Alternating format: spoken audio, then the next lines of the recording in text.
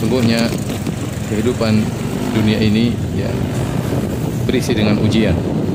Allah Subhanahu wa taala telah menekankan hal ini dalam banyak ayat. Ya, linabluwahum ayyuhum ahsanu amala.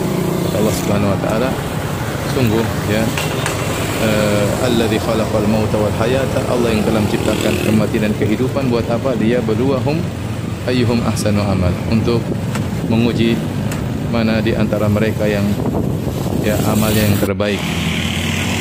Allah juga berfirman, hal ata 'alal insani hina min ad-dahri lam yakun syai'an madhkura inna khalaqnal insana min nutfatin amsyajin nabtalih. Ya, sungguh kami menciptakan manusia dari nutfah, ya, dari air mani, ya, buat apa? Nabtalih, untuk mengujinya.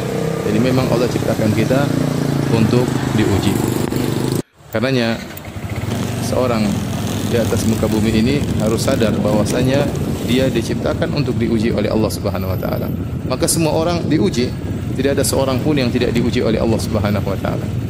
Dan kita tahu semua orang pernah bersedih, atau sebagian mereka sedang bersedih, ya. Tapi kalau semua orang pernah bersedih, semuanya pernah bersedih. Tidak ada yang pernah luput dari kesedihan. Dengan ujian yang bermacam-macam. Ada orang diuji berkaitan dengan hartanya, beri ekonomi yang sulit, penuh dengan hutang, dililit hutang. Ada orang diuji dengan badannya cacat, atau sakit-sakitan, atau tubuh yang tidak sempurna.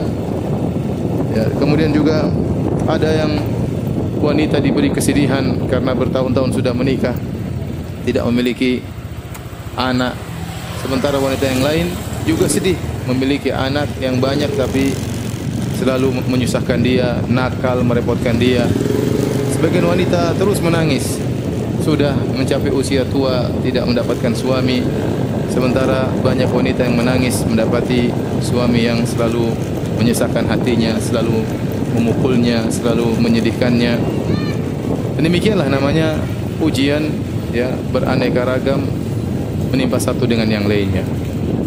Tapi memang berbeda-beda, ada yang ujiannya sedikit dan ada ujiannya banyak. Tetapi semua orang diuji oleh Allah Subhanahu wa taala.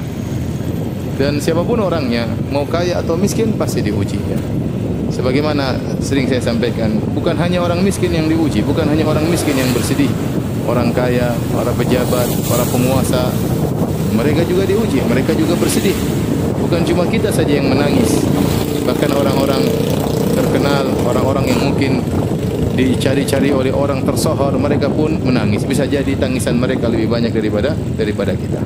Betapa sering kita melihat foto seorang pejabat, seorang penguasa yang mungkin tersenyum dalam foto tersebut, namun kita lihat senyumannya penuh dengan keterpaksaan. Di balik senyuman tersebut dia menyimpan banyak penderitaan. Oleh karenanya siapapun orangnya di dunia ini pasti diuji, pasti diuji. Ya, baik orang yang soleh maupun yang tidak soleh. Ya. Terlebih lagi Allah menjanjikan orang-orang yang beriman dengan ujian yang lebih berat. Kata Allah Subhanahu wa taala, Alif Lam Mim, ahasiban nasu ayyutraku ayyaqulu amanna wa hum la yuftanun. Wa laqad fatanna alladhina min qablihim fala ya'lamanna Allahu alladhina sadaqu wa la ya'lamanna al-kadhibin. Kata Allah Subhanahu wa taala, Alif Lam Mim, apakah manusia dibiarkan mereka berkata beriman sementara mereka tidak diuji? Sungguh kami telah menguji orang-orang sebelum mereka agar Allah tahu mana yang imannya benar dan mana yang imannya dusta. Ya. Am hasibatum an tadkhulul jannata wa lamma ya'tikum mathalul ladzina khalu min qablikum massathumul ba'sa wad-dharra'u wa zulzilu. Apakah kalian menyangka kalian akan masuk surga sementara belum datang kepada kalian ujian yang pernah menimpa orang-orang sebelum kalian? Mereka ditimpa dengan penderitaan, dengan kesusahan, digoncang oleh Allah Subhanahu wa taala. Jadi orang yang beriman justru dijanjikan ujian oleh Allah Subhanahu wa taala. Demikian juga dalam hadis kata Nabi sallallahu alaihi wasallam, waktu Nabi ditanya ayun nasi asyaddu bala'an, ya Rasulullah, siapakah orang yang paling berat cobaannya? Maka Nabi sallallahu alaihi wasallam mengatakan asyaddu nasi bala'an al-anbiya, orang yang paling berat ujiannya adalah para nabi. Tsumma salihun, kemudian orang-orang saleh. Tsumma al-amsal fal-amsal, kemudian selanjutnya dan selanjutnya. Yubtala rajulu ala qadri imanihi. Seorang diuji berdasarkan kadar keimanannya. In kana fi imanihi salabatun zida fi balaihi. Kalau ternyata imannya kokoh, tegar, Allah akan tambah ujiannya. Wa in kana fi imani riqqatun khuffifa anhu. Kalau ternyata imannya lemah ketika diuji, maka Allah akan ringankan ujiannya. Subhanallah, Allah mentakdirkan Nabi SAW adalah orang yang paling banyak ujiannya. Ujian dalam segala bentuk ujian. Ya. Lihatlah Nabi SAW dari kecil sudah diuji. Lahir dalam kondisi tidak punya ayah. Kemudian tidak lama kemudian ibunya pun meninggal. Jadi yatim piatu. Hidup dalam kondisi miskin sejak kecil sudah menggembalakan kambing. Diuji dari sisi harta, Nabi hidup dengan penuh kesederhanaan. Ya, bulan-bulan berlalu, istri-istrinya tidak ada memasak apapun di rumahnya. Rumah dengan rumah yang sangat sempit, mungkin cuma 4 kali 5 meter. Ya. Kalau terluka, dilukai oleh kaumnya sampai berlumuran darah wajah beliau alaihi salatu wasalam. Adapun ujian penghinaan, ujian mental, maka dihina dengan berbagai macam ujian. Dikatakan pendusta, dikatakan tukang sihir, dikatakan dukun, dikatakan orang gila, ya. Dikatakan memutus silaturahmi, segala ya julukan yang terburuk yang ada di zaman itu ditempelkan kepada Nabi sallallahu alaihi wasallam. Kalau dikatakan ujian tentang kehilangan orang yang dicintai, maka Nabi diuji dengan meninggalnya Khadijah radhiyallahu taala anha, istri yang sangat dia cintai, yang 25 tahun hidup bersama Nabi, tidak pernah mengangkat suara di hadapan Nabi sallallahu alaihi wasallam. Bagaimana tempat curhatnya selama ini, kemudian Nabi ditinggal oleh Khadijah radhiyallahu taala anha di saat-saat Nabi lagi membutuhkan tempat untuk curhat.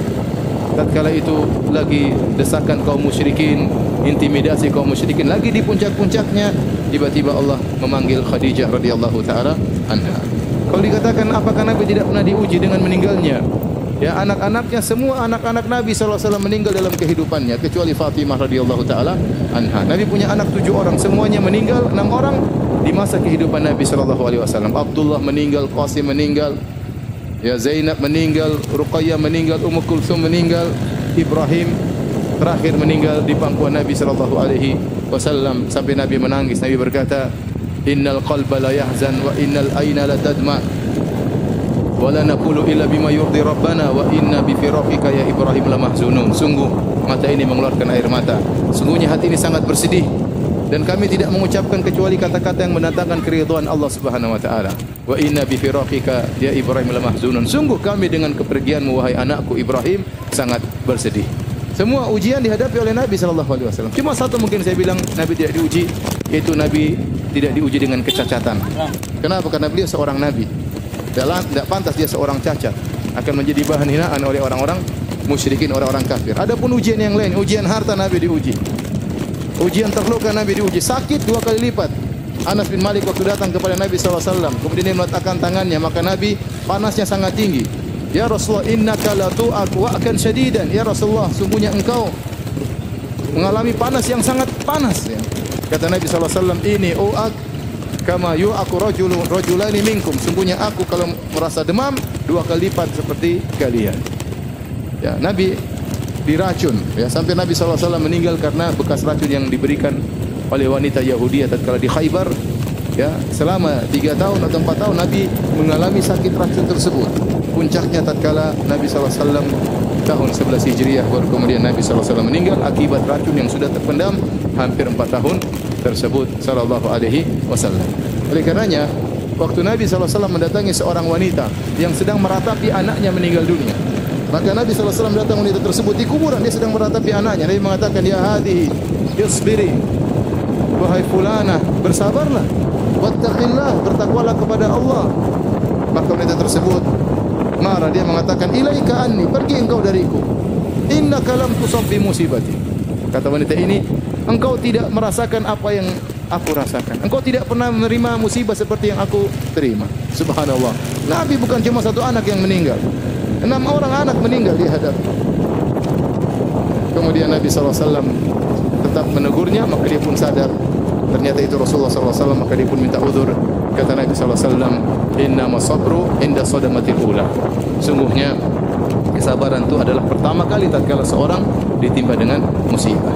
Jadi setiap kita terkena musibah, kita ingat ada orang yang jauh teladan kita yang sangat alim, yang sangat bertakwa kepada Allah, ternyata kehidupannya penuh dengan musibah. Dialah siapa? Rasulullah sallallahu alaihi wasallam. Ya. Oleh karenanya, hadirin dan hadirat Allah Subhanahu wa taala, ada beberapa nasihat yang ingin saya sampaikan ya, pada kesempatan kali ini agar meringankan beban kesedihan yang dialami oleh kita. Karena siapa di antara kita sih yang tidak pernah bersedih? Terkadang kesedihan itu datang berkelanjutan, silih berganti ya. Yang pertama, yang harus kita sadari bahwasanya demikianlah tabiat dari kehidupan. Namanya kehidupan isinya ujian. Sebagaimana tadi saya sudah singgung di mukadimah pengajian.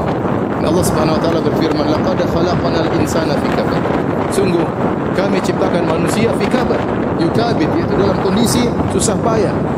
Sejak dia lahir dalam kesusahan, lahir dalam kondisi ya, keluar dalam kondisi menangis ya. Tangisan yang menyedihkan atau menyenangkan orang di sekitarnya. Kemudian setelah itu hidup dengan payahan, timpa dengan sakit, ya, kemudian merangkak dan seterusnya ya. Kemudian dia pun setelah besar dia harus bekerja mencari nafkah, entah diterima pekerjaan atau tidak, belum dimarahin bosnya, ya, harus berjalan di bawah terik matahari. Ya, namanya manusia semuanya susah.